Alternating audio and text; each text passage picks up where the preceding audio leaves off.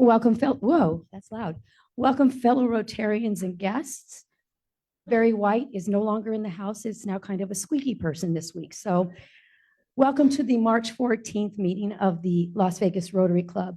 My name is Toni Kern, and I am honored and proud to serve as your 101st president of the greatest Rotary Club in the world.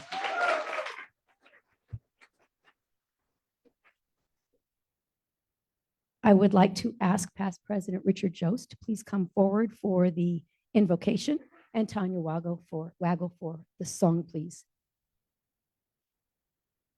You're coming. And there are lots of people here today, some very special guests, and I have asked Richard to introduce and remind everyone of a very special guest before he does his invocation today. Well, thank you, President Toni. It's my pleasure to let everyone know that one of our longest members, Dr. Bill Steffen, is here with us today as a guest.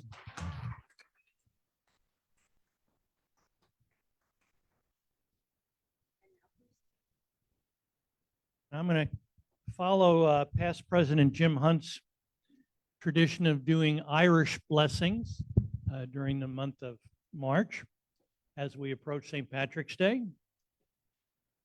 And so if each of you would give thanks according to your own personal persuasions, here are some thoughts to dwell on. You've blessed us with friends and laughter and fun, with rain that's as soft as the light from the sun. You've blessed us with stars to brighten each night. You've given us help to know wrong from right. You've given us so much. Please, Lord, give us too a heart that is always grateful to you.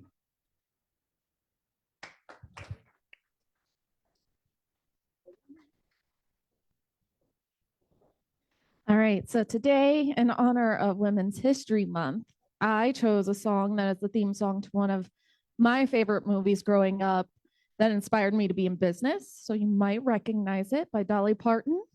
Go ahead.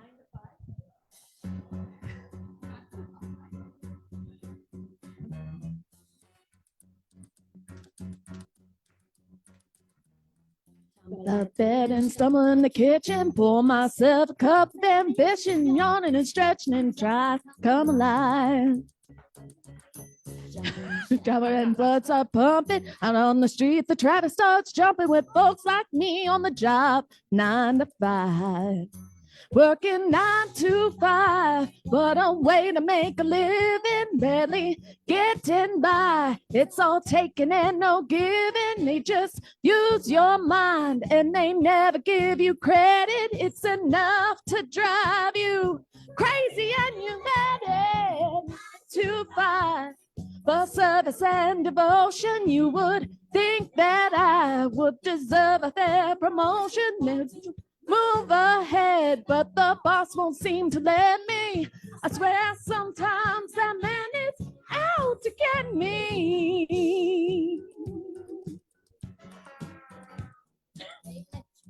Just to watch them shatter, just a step on the boss's man's ladder. But you got dreams they'll never take away. I'm in the boat with a lot of your friends, waiting for the day your ship will come in, and the tide's gonna turn and it's all gonna blow away. Working 9 to 5, really make a living, barely getting by. It's all taking and no giving. They just use your mind and they never give you credit. It's enough to drive you crazy, and you ready 9 to 5. They got you where they want you. Better life than you think about it, don't you? It's a rich man's game, no matter what they call it. And you spend your life putting money in his pocket to buy a way to make a living, barely getting by. It's all taking and no giving. They just use your mind and they never give you credit. It's enough to drive you crazy, and you mad. They got you where they want you. There's a better life, and No matter what they call it, and you spend your life putting money in his wallet. There we go.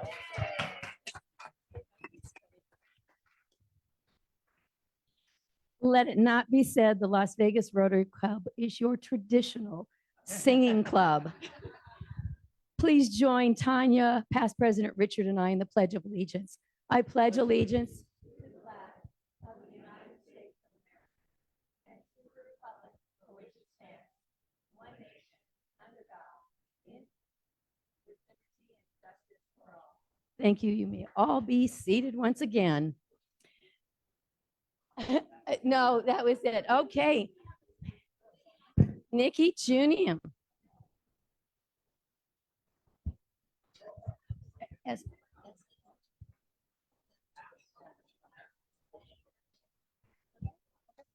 Are we all ready? Are we ready? Okay, then let's quiet down, please, so I can officially thank all of those people who helped make this happen, without whom it just doesn't happen. For setup, we had Dr. Kathy Mahan and Bob Werner. Our greeters were Bob Mars and Vera Dolan. Guest table greeter is Lynn Ing. Our ticket sales was Bob Pizer and Sean Sennett. Photographer, our own Tina Bishop. Past President Jim Tucker is with his wife, taking her on some medical appointments. Andrew Thurlow, thank you for being our scribe today. Our AD team is Stu Lipoff. David Jones decided to take the day off and he didn't even get a note. Our tear down today will be Jeff Guys and Michael Williams, and our Sergeant at Arms, one of our newer members, Nikki or KK Junior. So welcome and thank to everyone. Bob, any international guests today? Yes, we do. Go for it. Our international visitor is always here.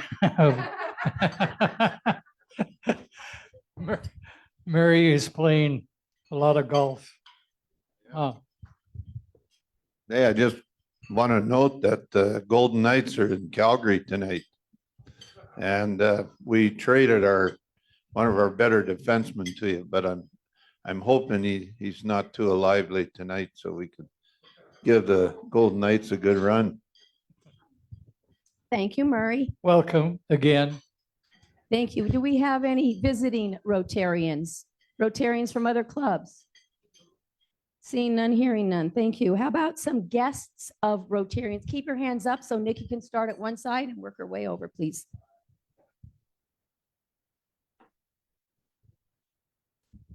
Good afternoon, fellow Rotarians. Sean Sennett here. I've got my good friend Rich Blunk with the Roof Doctor LLC. He's the owner of the business and invited him to come check us out today. Want to say hello? Well, it's nice for him to invite me. I'm glad to be here, and let's see how this is going to play out. Thank you. Next one up. Hands up, please. Thank you. All right. I am happy to have my beautiful wife, Kathleen Pally, here with me today. She's a volunteer with CASA, and so thought it'd be a fun meeting for her to come to. Thank you. And thank Elvis for letting her join us. Next up. Todd. Thank you. I have Caitlin Foley with us. She's our brand new Director of Development and Marketing. Yesterday was about 1 week on the job, and I asked her how long she had been here. I thought she had been here a month already. So Caitlin Foley. Welcome. Nikki, may I ask you to please jump over to our friend from another Rotary Club? Keep going, keep going, keep going. And that's the gentleman with his hand up.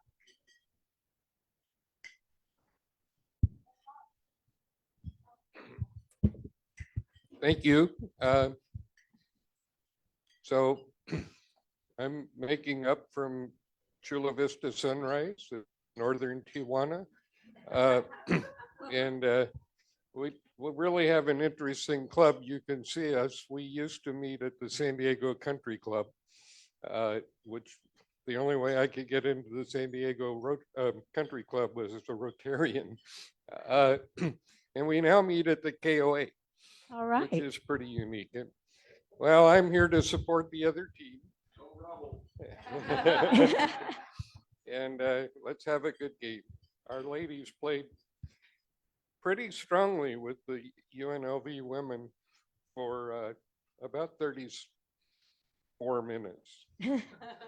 And then they wore out because we had won 3 games, all upsets, and they had played 2, so they had a lot more energy. So thanks for having me. And thank you for joining us. Enjoy the rest of your stay here. Continuing on with our visiting guests of Rotarians. Hands up, please. Hello, fellow Rotarians. I'd like to introduce my wife, Leslie Thomas, who's here with us today for one of our favorite subjects to be Thank announced you. later. Nice to see you. And thank you for joining us, Leslie. Back to Rampuran.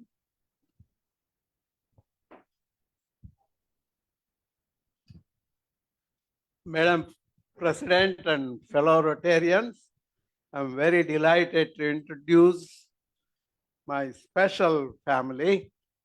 My granddaughter, please stand, please stand. Please stand, Grandpa said, so everyone can see you. Karina, and she's in the 10th grade and going to, she is very much interested in meteorology. One day she may become a meteorologist. And she's also a Paul Harris Fellow. And the other one is my daughter, Sheetal. And they both come from Dallas, Texas. And my daughter is a corporate auditor and also management information systems. Now she's an artist. She get to stay home, so she used the time to become an artist. And she is also a Paul Harris Fellow. Thank you. I'm very delighted to introduce both of them. Thank you, Rampur. Do we have any other guests of Rotarians here today? Okay. Nikki, any guests of the club? None? 0. Okay. Then I would like to introduce the folks at the president's table. Tina, do you have someone to take the picture? Wonderful.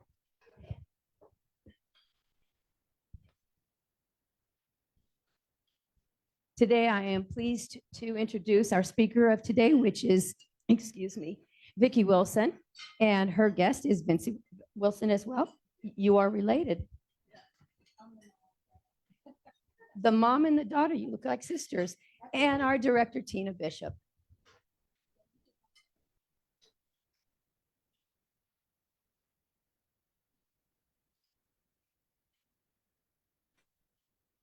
Thank you so much. Thank you, Stu, for subbing in. Thank you. And again, let's welcome all of our visiting Rotarians, guests, and international friends. All right. Now, Nikki, is when you're going to put on your running shoes. If you would go to Larry Cohn first, he's going to talk about 25 Club meeting recap. And good afternoon, everyone. We had a wonderful meeting this last Thursday over at Debbie Howard's place. We had a mentor-mentee evening and want to thank Arlene especially for presenting the program, and to all the mentees, of course, who arrived, 25 club members and the mentors. A lot of good input, a lot of good fun. So thank you one and all. I'll keep you informed on the next event next week. Thanks. Thank you, Larry. And just a funny thing of how these things all work. Don Holland hooked up with, bad expression, connected with Amanda, our young exchange student from Norway. Turns out his grandparents are from a small little island place in Norway or off of Norway with which Amanda was familiar. So you had a connection there. And then we also had a connection, Brian Riley. There was the sister of our newer member, Simran. His sister does modeling. She's also a law clerk. She happens to be a fashion model. Turns out she follows Brian Riley's son on Instagram, and she's like a big follower. So you never know what happens when you come to a 25 Club meeting. So thank you. All right, moving on. Past President Karen Wisenhunt, you are going to announce the Cigar Social, I understand. Good afternoon, Rotarians. Yes, it's this Saturday at Tom and Jane Kroeb's place. It's at 6 o'clock. His address is in your directory. Please write this number down if you're coming. 7172. That's pound 7172. That's the gate code to get in. This is a potluck, so bring yourself, bring a side dish of some kind, and we'll see you there. Oops, we have a phone going. That reminds me, just a reminder once again, please do not take phone calls in the meeting. If you need to take a phone call, because we understand you have business, please excuse yourself so it will not interrupt or interfere with the program. So thank you. Moving on next, Nikki, over here to Rosalie, please. Rosalie Hedrick, she'll talk about the VIP tour.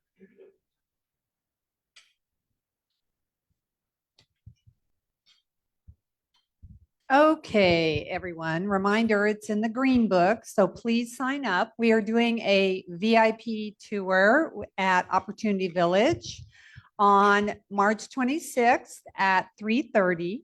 It will be meeting at the Thomas and Mack building, which is where the front desk is. The tour will be 90 minutes.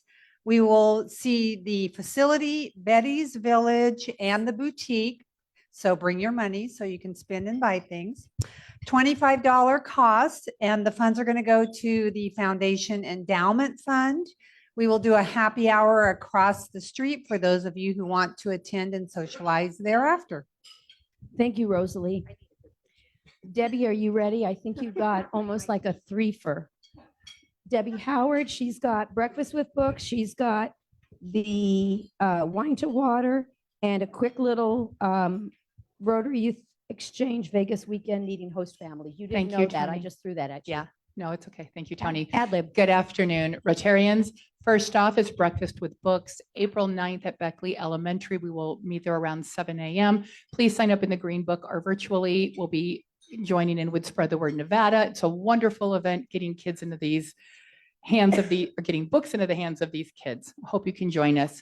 We have Wine to Water. It's returning, and Antoinette has been so wonderful to allow us to use her house so we can get one of these events out in Henderson.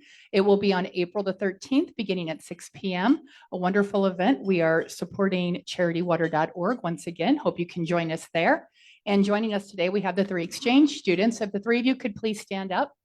We have Mateo Suco from Chile. We have Anika Sinclair from New Zealand, and we have Amanda Jordal, who is here with us from the Summerlin Club and joining us for lunch today. She is from Norway. Welcome to all of you. Real quick, the Rotary Youth Exchange weekend is coming up. Kimberly, who is out ill, is in need of host families. It's only for a weekend, and it's a matter of transporting the exchange students from your home to a destination and then time for pickup, because their days will be filled and will be planned. So if you can help out, please reach out to Kimberly. There's going to be about 22 students.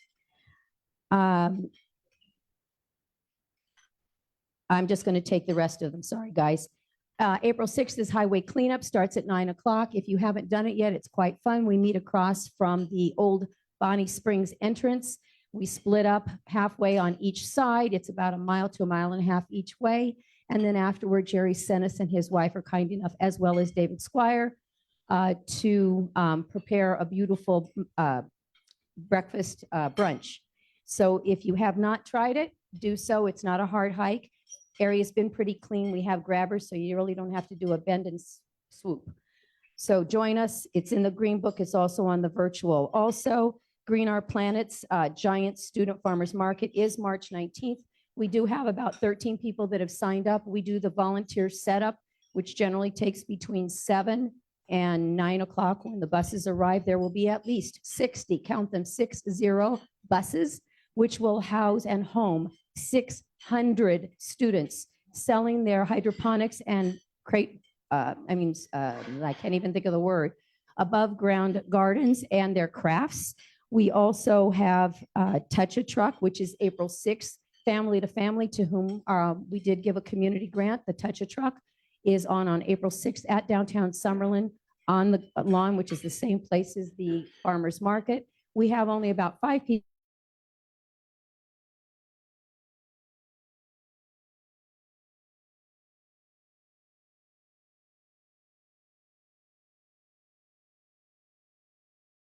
And that ends that, but I do want to ask Tom Crow, past president, could you please come forward? And Todd Walter, would you please come forward? I don't know if you're bringing Kylie or not. Oh, Caitlin, I'm sorry. I apologize. You're in trouble, Tom. Big trouble. He doesn't know about this. He has no clue. Let me get this out of your way and you can do this. I can help you here. Okay, I can help you with whatever you need. Okay. Okay, we're ready. This is all not pre-planned. No, it's not. And you can thank past President Dr. Michael Gordon and I for this. So we have conspired to make you the second, because he was the first Cliff Docterman Award recipient. So the Cliff Docterman Award is for selfless service, not just to Rotary, but to another organization. And ours happens to be the Las Vegas Area Council, and Tom served on that board and our investment committee for years. So Tom, thank you for everything you do for us. Thank you. He's got more. He's got more. He has more. Oh, wait, you got a thing in here. Is that coming out too? Oh, you got all kinds of things, Tom. Okay. As you can see, we didn't plan this, but we're doing good.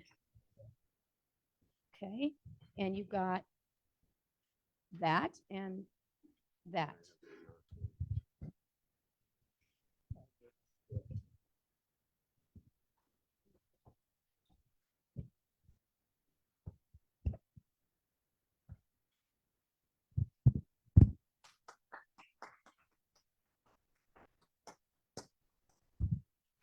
Yeah, put this back in here so you don't lose it. You're not. Okay, look at that. We're running ahead of time. So now it is my honor, if the middle table stops chewing for a moment, to ask for President-elect Kirk Alexander, past President Tom Thomas, his wife Leslie, and Lisa Haberhorst to please come forward.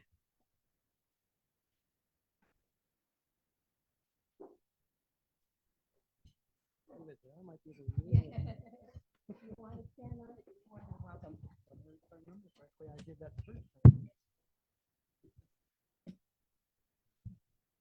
All right, today we're making an annual presentation for Spread the Word Nevada. Without the generosity of the Thomas family, we would not be able to do this. Lisa Habenhorst is with us today from Spread the Word Nevada. She is the CEO and leader, pencil pusher, as she says, of the organization. Some of the things that I want to make an announcement about is how did we get started with this? So in 2015, Marion Avnet had made, past President Marion Avnet had made a friend in the organization. Her name is Pam Lang. So we got started with Spread the Word Nevada. We did Breakfast with Books, and it grew into what we have here today, which is absolutely awesome. So I want to just give you a little bit of an idea of what they believe in. What does Spread the Word believe in? From their website, I found that, which is very endearing to me, I will say, books are truly magical. The goal of Spread the Word Nevada is to promote literacy to all Nevada's children and experience the magic of books. I want to present to you Lisa Habenhorst.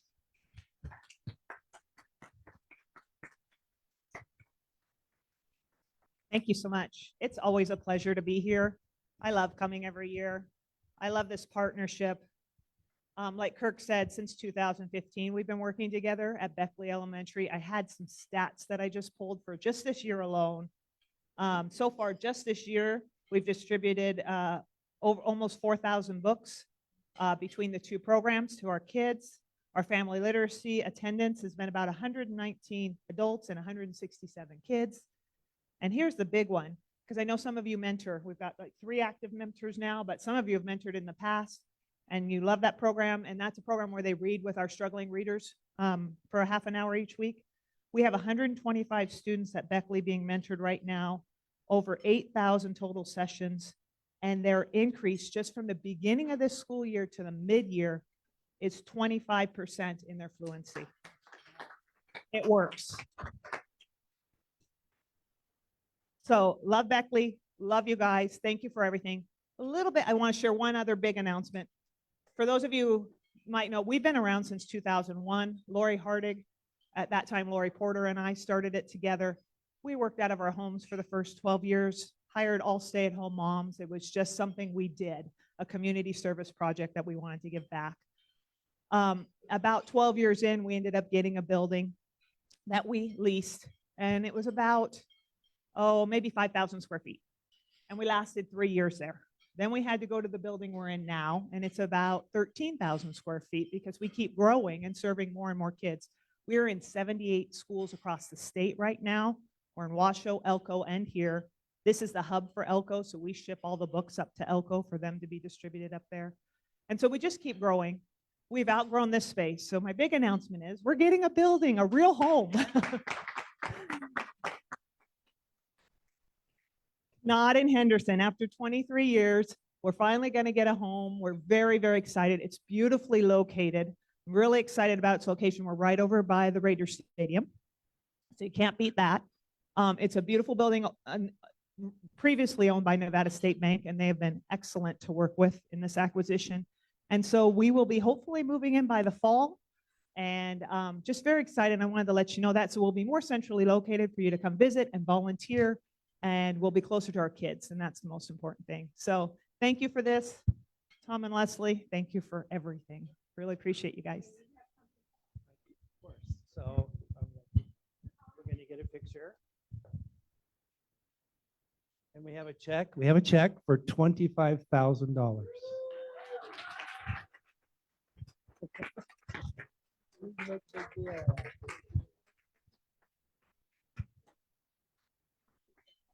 This way? Okay.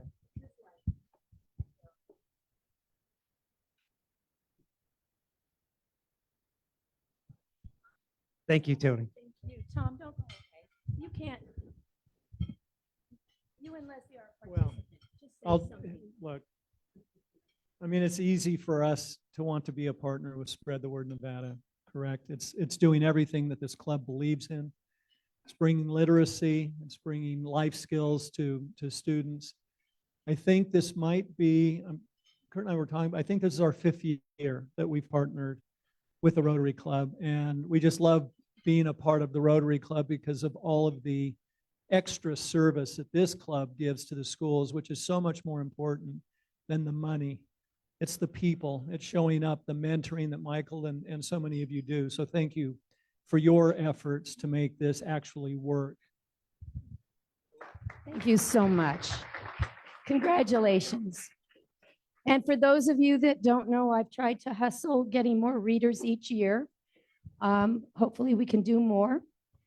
But I will tell you, we have Michael Williams, who does, I think, 4 kids or more. Debbie Howard and I, we share and split 2 kids. So those are your people here locally, but there are, Lisa, is it 10 now or 12 mentor centers? 11, I was in between. 11 mentor centers, they're all over town. So it doesn't have to be Beckley, although Beckley is the school that this club has adopted. Now, what I'd like to do before we have any kind of fellowship in our speaker program, let me see if I have time. Let's do the raffle.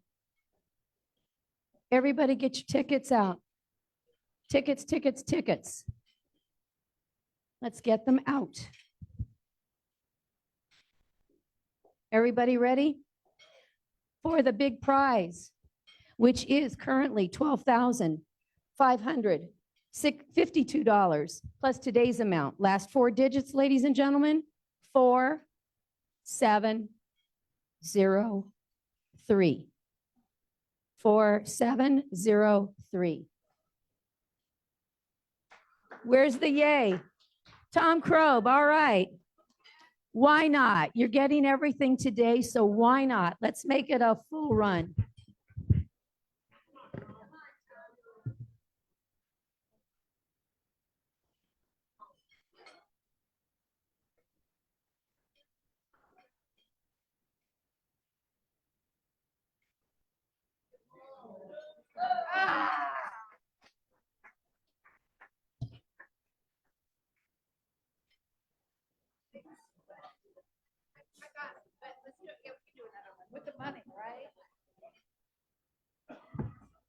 While photos are being taken.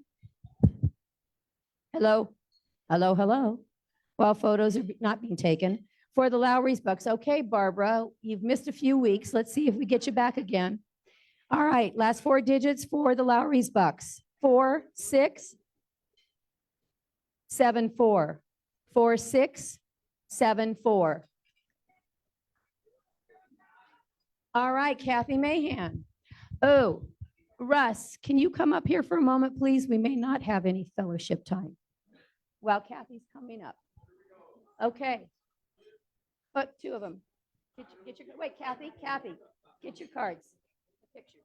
There you go. Okay, ladies and gentlemen, 2 very quick, and you know what my Tony time and quick time is, all that stuff.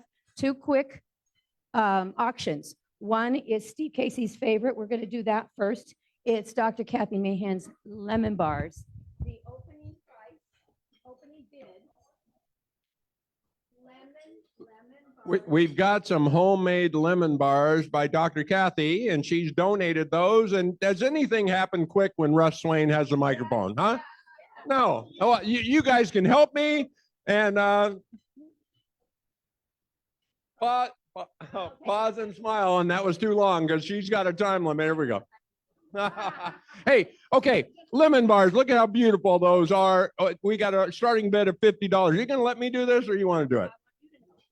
Okay, you go out and model that thing around, right? Here we go. Who's got $50? Steve Casey's at 50. Okay, she said quick. Come on, you guys, raise your hand. Who wants to go more than $50? There we go. Kathy, what? How much? 500 to 250, 100. $75. We got $75 now. Those are the best lemon bars. I think I've had them before. She'll fill the tray again. That means you get 2 orders for 1. We're at 75 now. Who wants to go? It's a fundraiser, you guys. Come on. She did all this labor for the club. Here we go. $100. Steve Casey, past president Steve. We got some presidential Katie. We're at 100 now. We're at $100 right now. Do you want to go 125? 125? 100 now. Yes, so we got 125. Here we go. John, come on.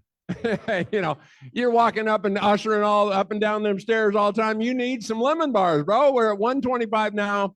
Anybody else? Steve Casey wants those lemon bars. He gets 2 of them. 150? Is that where you want to go? 150?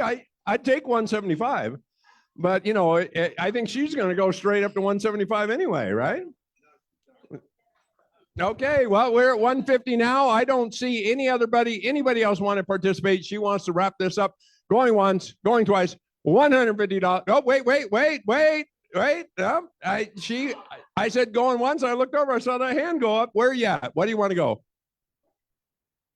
Well, if you want me to do it, it's going to be a bigger number. So 200? 200. We have 200 now. Come on, Steve Casey wants those lemon bars. 200 now, 200. Do you want to go 225? Come on, Steve. You got the money. 225. There we go. All right, baby. Hey, thanks for raising some more money for Las Vegas Rotary. Go. Okay, 225. Would you like to go to 250? No? Okay, 225. Going once, going twice. Anybody else? Did you raise your hand? No, that was 250. You raised your hand. You raised your hand in an auction. I'm going way longer. Okay, 225 sold. Here, I'm going to personally deliver those. Man, can I get one of these for? Okay, so now here it is, Steve. There you go, fine, sir. Steve, the tray gets returned. And the And it funds, gets refilled. thank you for your donation. The funds go to the foundation. John Williams, will you come up here briefly to give a real quick introduction? No, Russ. You're gonna do the auction. Yeah. He's just I was gonna, just gonna try and speed this up for you, President Thank Tony, you said, make this quick.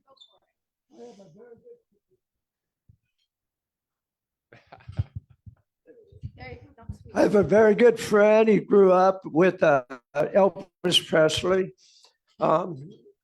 This book right here has hundreds of pictures in it.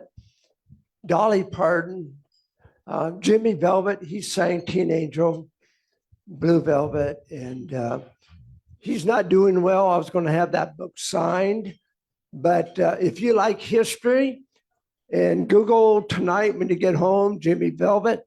He's not doing good, and I have some books of his too. But I would like to see us we can get how much money from those lemons?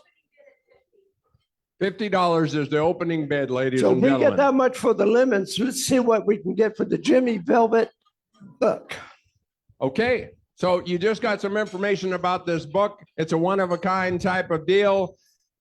Personally donated by John Williams. Who wants to open up the bids? We have a $50 opening bid.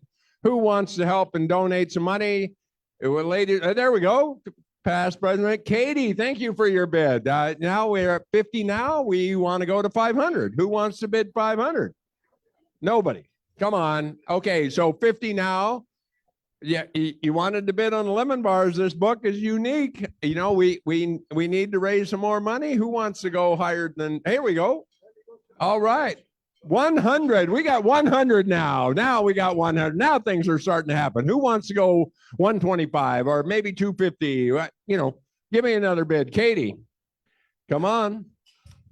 150. We got 150 now. Come on. Here we go. She wants me to speed this up. Who wants to go to 200? Anybody? 200, 150 now? 150, 150. Anybody else interested in this? Lemon bars went for 250. We're just saying the book 150 going once, going twice. Sold, Katie Crockett. There you go. Thank you. Thank you. You are amazing. And John, thank you for donating. Whoops, Katie, let me bring that this way. All right. Woo. Thank you. All right. At this point, rather than starting exactly at 1 o'clock, because I know how that works with my favorite, John Pally. Vicki, are you available? Okay, wait, Tina, we got to have Tina. I would like to have Tina Bishop come up to introduce our speaker, Vicki Wilson, and then I can sit down for a moment.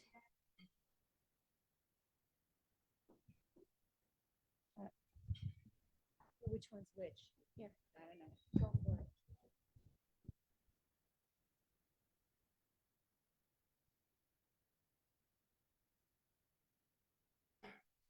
Okay, I'll make this short, Tony's favorite thing.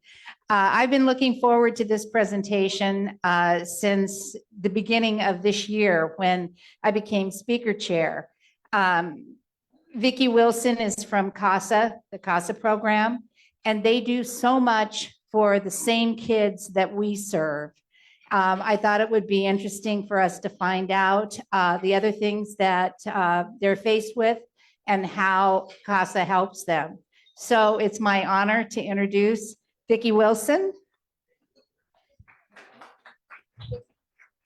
Perfect, thank you. Yeah, you don't need that. Tina and I have our issues. No, you're good, thank you. Thank you so much. You need to get this out of your way. No, you're so good.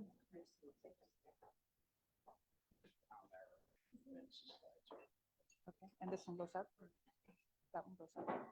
Down goes up? Okay, perfect.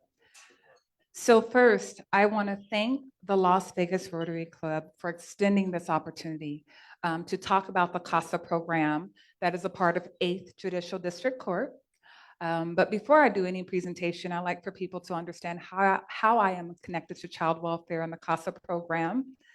So as Ms. Tony mentioned, my name is Vicki Wilson, And I have worked with children in child protective services, child welfare for approximately 24 years, starting off as a volunteer at Child Haven. For those of you that may or may not be familiar with Child Haven, for a lack of a better words, it's very similar to an orphanage. When children are abused, neglected, and they need a place to stay, if they cannot stay with family or we don't have a foster home for them, it's a facility that's a 24-hour staffed facility. And I have to say that many of the days that I was volunteering and eventually became staff at Child Haven, I thought this is the best job in the world. I get to work directly with children. We work with children from 0 through 18 years. Really, the only thing that I didn't love about the job is that there were so many things that would happen to children after they left our facility that I had no control over.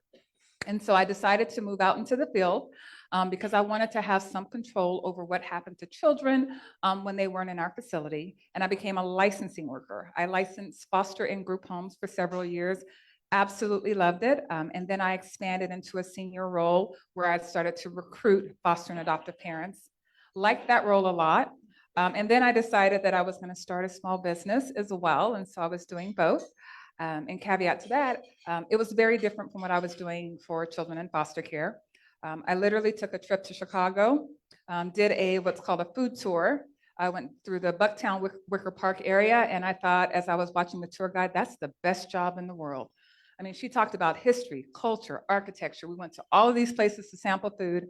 I came back home and told my family, that's the best job in the world. But I loved what I did in child welfare, and I thought, you know, it would be great if I could do something like that part-time. No business like that existed in Vegas, so I started the company myself, and it was a pretty nice balance when I was in senior management.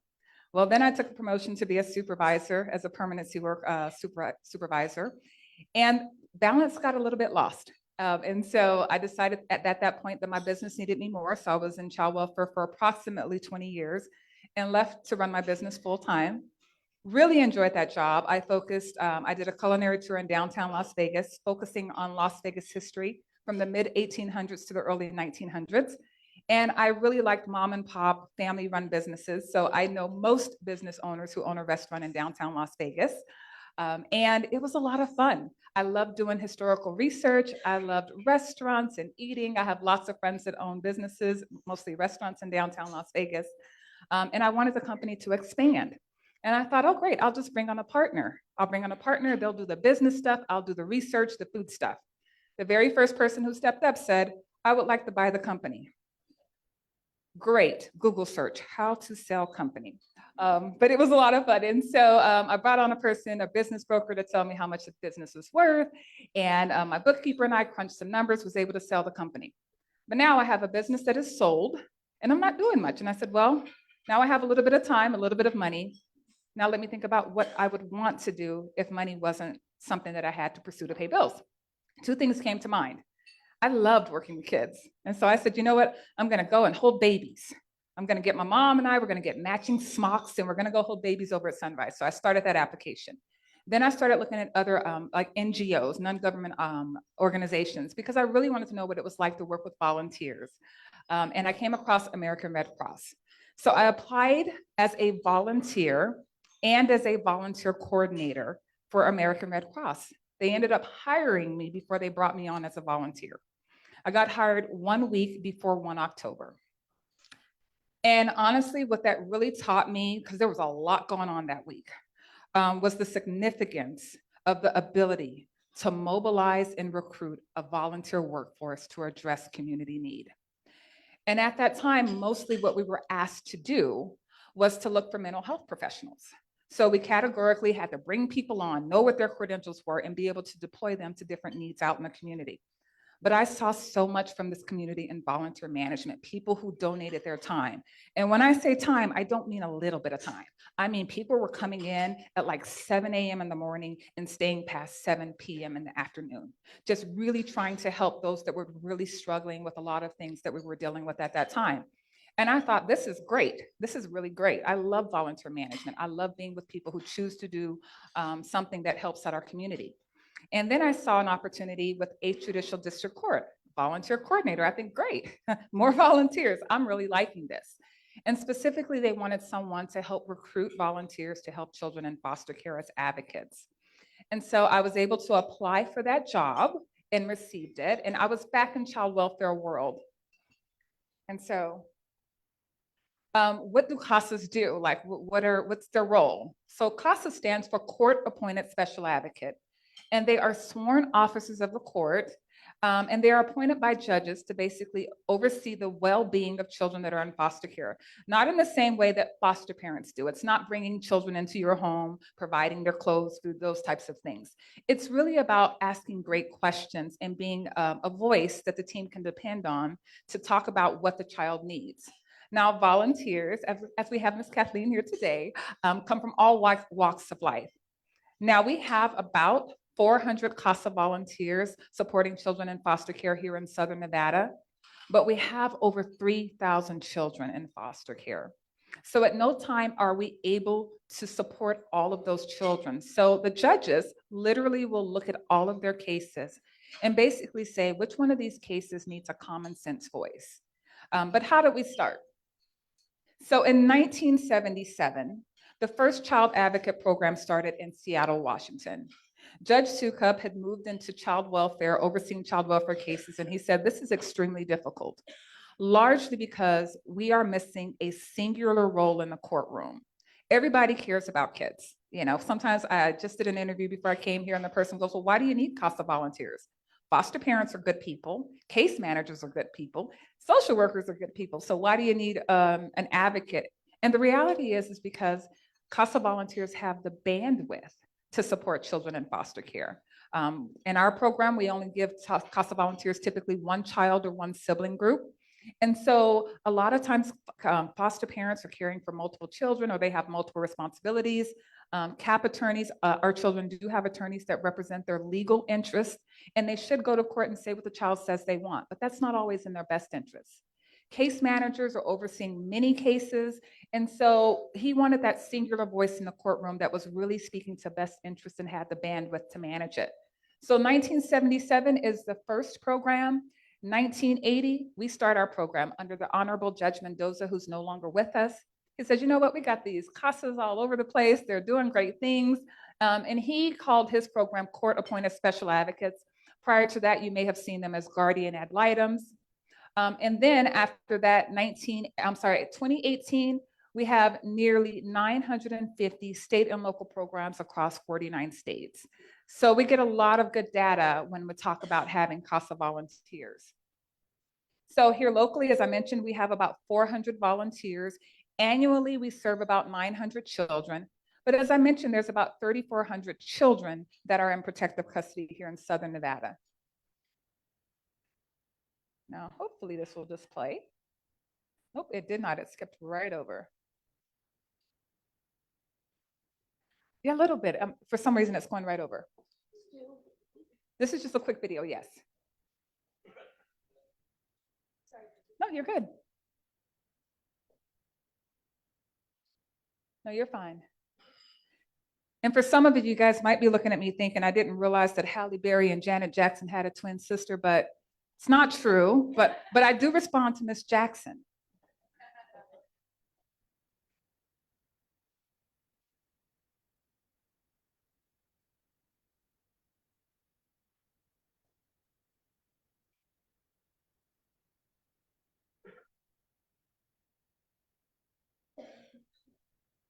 You're all good.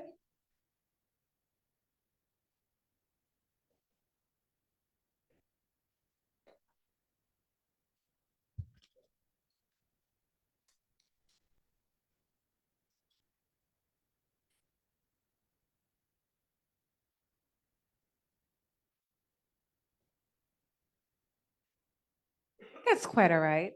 That is actually one of our, he's an adult now, but his name is Deshaun.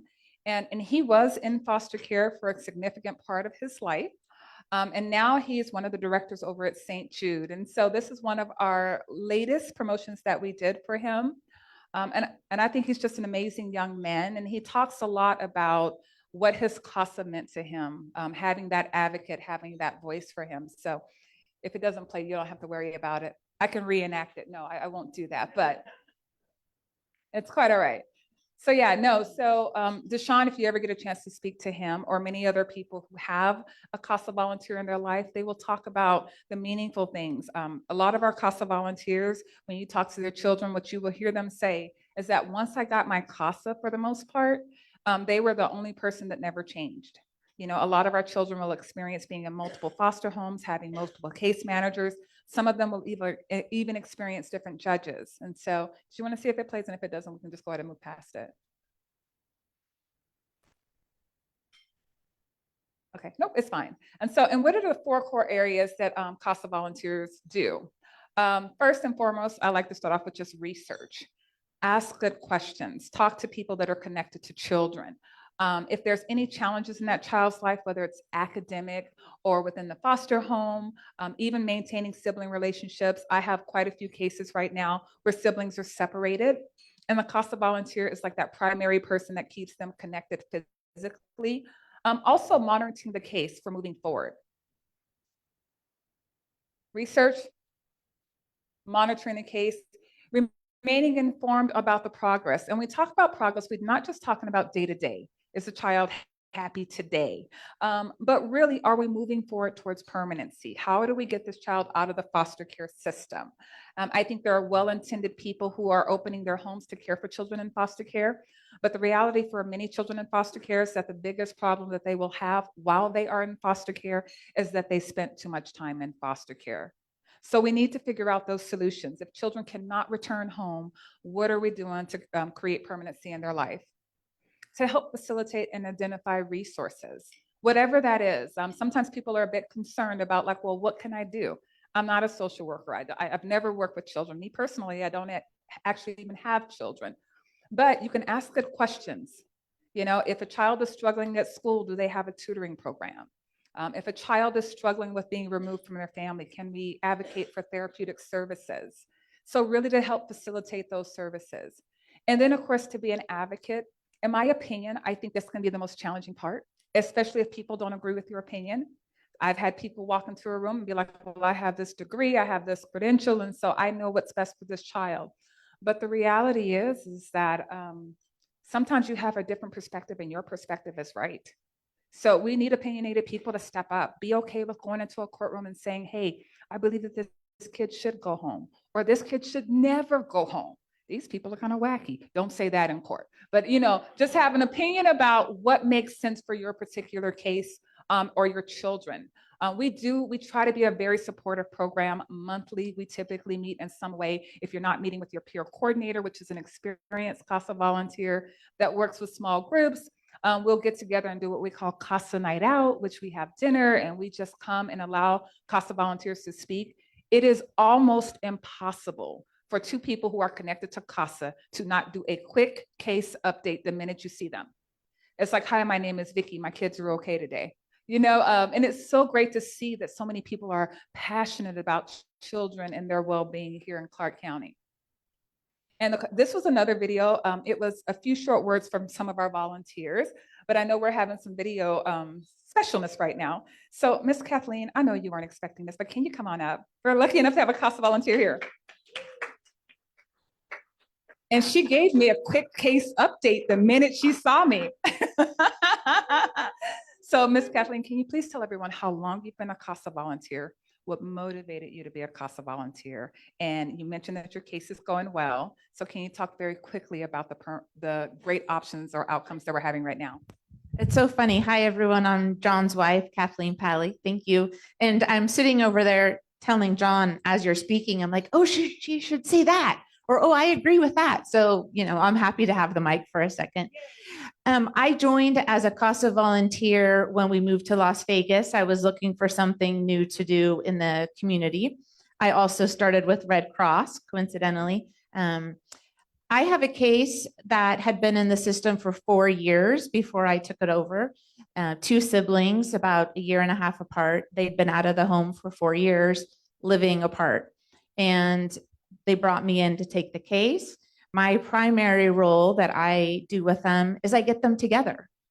That's what we do. I've spent time individually with them to kind of get to know who the kids are and to build the trust. But the only time these 2 children see each other is if I make it happen. That's it. The one has been in child haven, the other in a foster home, and there simply was not a way for them to see each other. So for me, I look at my job as I'm keeping these two kids in their lives. That's what they have. And so I feel like some of this might sound intimidating. Maybe you need to feel confident in your research or confident in your abilities to make choices. You don't. I'm sorry to say that in front of you. You don't. You just have to have a caring heart. You have to want to help these kids. You decide when you do it. You decide how much time. There are obviously some expectations that they ask of you to do, but you decide and you make it work for your schedule and the schedule for the foster homes. But I'd like to say, and I don't want to go over this, is my last point, even if you do a half decent job at this, you are giving the kids more than they would get otherwise. You don't have to be perfect.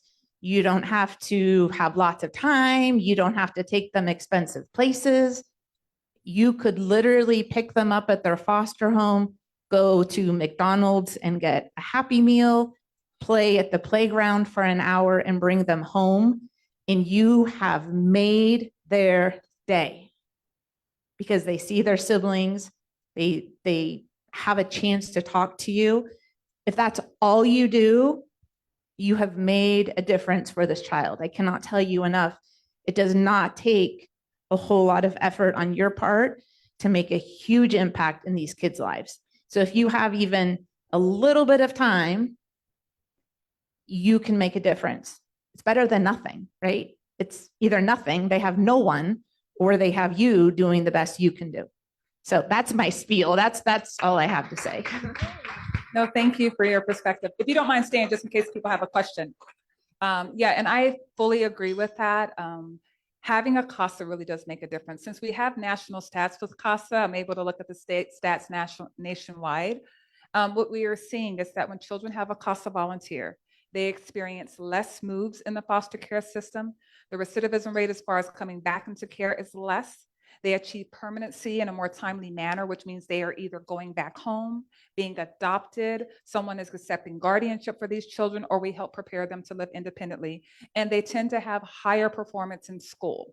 And that's a national stat. And it's not because other people don't care. I work with lots of foster parents. Many of them care a whole lot. But when you're caring for 6 little ones, or you have different workers coming in and out of your house and you have your own responsibilities, it just makes a difference to have a person show up. And even for the smallest things, like one of my kiddos right now, she's 17, she'll turn 18 by the end of the month. Her CASA was like, you know what? We do have her set up in an apartment, but pretty much all of the money that the department pays for her apartment. And the CASA's like, I want her to have a birthday. She hasn't had one. And so she picked Little John's Pizza or somebody's pizza. And she wants to get her hair done. Those are the 2 things she wants by end of month. And then the case will close. So the CASA and I are working on getting that done for that person. So, and that's only been a case that I've had for a little bit. So you'd be really surprised at what some of our kids need. Even simple things like a new pair of shoes. We do a back to school event every single year with the Department of Family Services. I've had a couple of kids literally hold the box and say, this is a pair of shoes that no one else has owned. They've never owned a pair of shoes that wasn't handed down from another family member. And so it's so nice to be a part of simple solutions. Although child welfare is not simple, that's why cases can sometimes take years. And in your particular case, you mentioned that your siblings are separated, which is always very sad for me. I even have twins that are separated, which is super sad for me. Is there any particular reason why they've been separated, or how long have they been separated? The youngest of my 2 is severely impacted emotionally, very challenging student. And so she is not able to be in a traditional school, and foster homes are just not qualified to handle her. So she had been living in child haven, as you described, which is somewhat of an orphanage. And she is finally in a foster home with a highly trained parent and is doing an amazing job. But the kids just were not compatible. They reacted differently to their trauma. One was very quiet and the foster home was able to have him. The other was not and has struggled. They are in a sense of doing great. They're both in good homes. One's getting close to being adopted. So it's very exciting. It's yeah, the girl will be in a situation where I probably will be with her for life, struggling to see what her permanency will be. But the boy is very close to being adopted. So very exciting.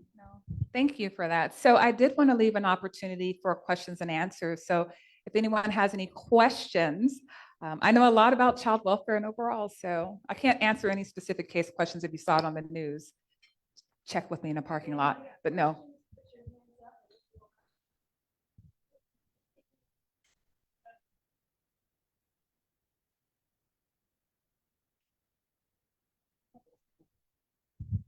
Thank you for being here, and thank you, Kathleen, Thanks for for having us. talking to us and giving us that first person account. So I didn't hear, and maybe I missed it, court-appointed special advocate. That is That correct. is what the acronym stands for, and that is very intimidating. Court-appointed, right? That makes me feel like I have to be an expert in some way. What kind of training is necessary for you to be this wonderful person? That's actually a great question. So court appointed, I think he was just being very literal when Judge Mendoza came up with it because it is court appointed. And that is what legally gives you permission to have information about this family, because other than that, it would be confidential. And then when you are in all settings, you literally give your documentation that says you are court appointed. You'd be surprised how quickly those doors open and files open. Everyone's eager to talk to you once they understand that it's a judge's order to have you involved in the case. But specific to training, it is 30 hours of training, typically done over 5 weeks. It's 15 hours in person and about 15 hours virtual.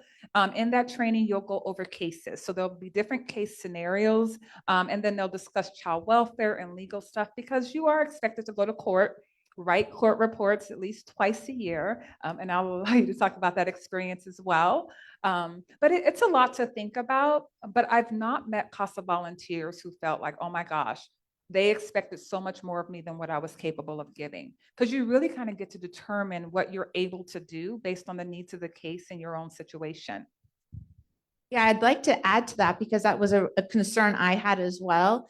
When you finish your training, you fill out a form and you say, I am interested in working with a boy, a girl. What age group? Are you interested in infants, toddlers, middle school, high school? You can put as far as I'm interested in helping if there's sexual abuse or not, if they're in the criminal court system or not. So you can really be specific in being honest with your CASA trainer about what you think you can take on.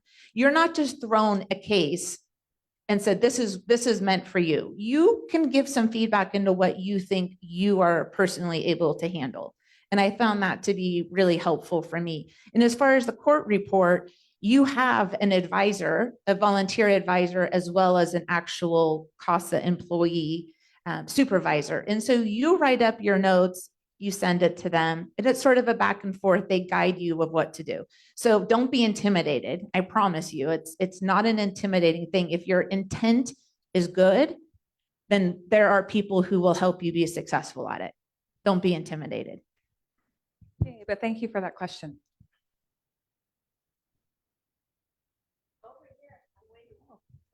I thought you were asking if anybody else.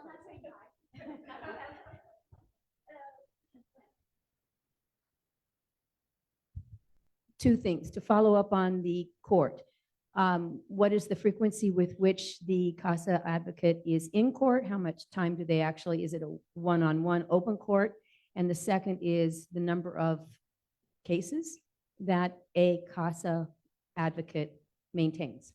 Two great questions. So court after the initial hearings, there's what we call a PC hearing, where basically you go to court to determine one way or the other if he had a right to interfere with his family's parenting. There's an adjudicatory hearing where a parent has a right to say, I did it or I did not do it. Those charges don't sound right. Once we move past that, we have what's called a dispositional hearing. That's when a parent has a right to go to court and basically hear what they need to do in order to get their children back, the conditions for return and a case plan. Usually a CASA volunteer is not assigned that early on. All of those court hearings happen early. So mostly what CASA volunteers are dealing with is permanency planning hearings and review hearings. Those happen once every 6 months. So if you have a hearing in January, the next time the judge wants to hear about it is like in June, July. It'll be 6 months later, and they will tell you the exact date and time. Now, sometimes the judge wants what we call maybe a status check. They want to check something within 30 to 45 days. So they will put that on calendar. A CASA volunteer can ask for it as well. If something is going really well, we say, hey, why are we waiting 6 months? Let's check in 30 to 45 days. I'm sorry, and then what was the second? Caseload. You typically only have one child or one sibling group at a time because we want you to have the bandwidth to be what that case needs. Because the second we say that everything is stable in a case, the next day something could go really wrong. And we don't want you to have competing priorities because a lot of times that's the challenge with other team members. It's not that they don't want to be there for children, they don't have the capacity to be there. So they really have to figure out what case needs them more. With CASA volunteers, we want you to be available. So one case at a time, and usually it's either a sibling group. If it's a very large sibling group, I have some cases right now. We just assigned a sibling group of 9. We've divided that up with 3 CASA volunteers because they were in different homes. Yeah, there are cases we try to prioritize. A stickler for me is infants, especially if there's a medical injury because babies can't talk. And so I really like to keep an eye on them. We do have some kids who are taking care of their siblings. So I have like 20-year-olds trying to take care of 17 and 15 and 14-year-olds. And I just think that's a lot of responsibility for a 20-year-old to have. And so I like being involved in their lives. And then large sibling groups, because most of those are not in the same home. And so it's a little bit challenging, not to mention you may have kiddos that have such different needs. And so extra eyes always helps. But thank you for those great questions. Yes. Okay, just on the court thing, I don't know if you mentioned it, but it is Zoom appearances typically. So it is, at least in Kathleen's experience, it's been primarily on Zoom. So it's very easy. I'll interrupt there. The judge that I have does Zoom. So all of my appearances have been on Zoom. Not all of the judges in the system, I believe. So that is an option as well. I haven't actually had to go to court yet, but I know some other people do appear that way. Except I'll just tell a quick story. So except the time that the dad had a criminal matter going on and one CASA decided to show up in court just to make sure the criminal judge was aware of some of his other criminal dealings. Anyway, she went well above and beyond her call of duty.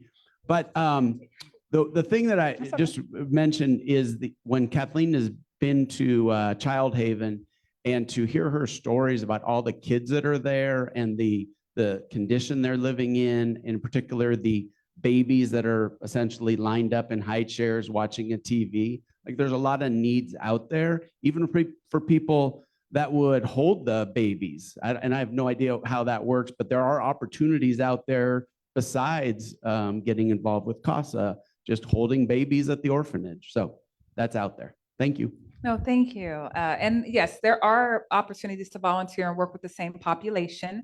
Of course, being a foster parent, being a volunteer at Child Haven, of course, with CASA, we all serve the same children. We just serve them in different ways. So yes. Hi, thank you for joining us today.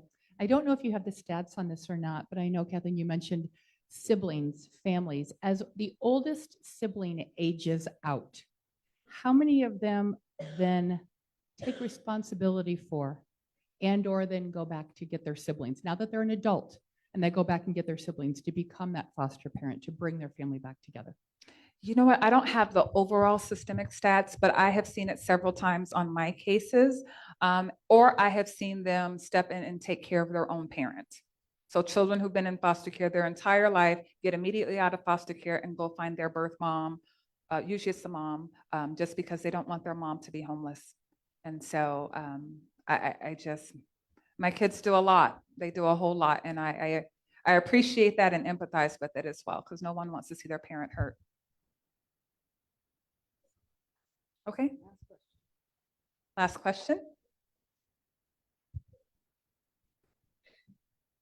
I taught special needs kids, autistic, emotionally disturbed, et cetera, et cetera. Do you still work with students like that? Because you've inspired me to get involved again. Yeah, thank you. No, we will work with any child in protective custody. So some of our children do have special needs on the autism side, dual diagnosis. I have clients with DRC, Desert Regional Center. So yes, once the child is in foster care or protective custody, that then can become our client, all of them. Thank you. Thank you Thank for the you. work you do. And thank you so much. And thank you, Miss Tony. Don't go away. Okay. Don't go away. So let's.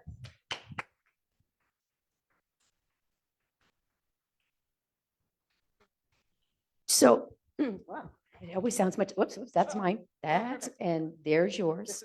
There you go. Don't go anywhere. In appreciation for you taking your time to speak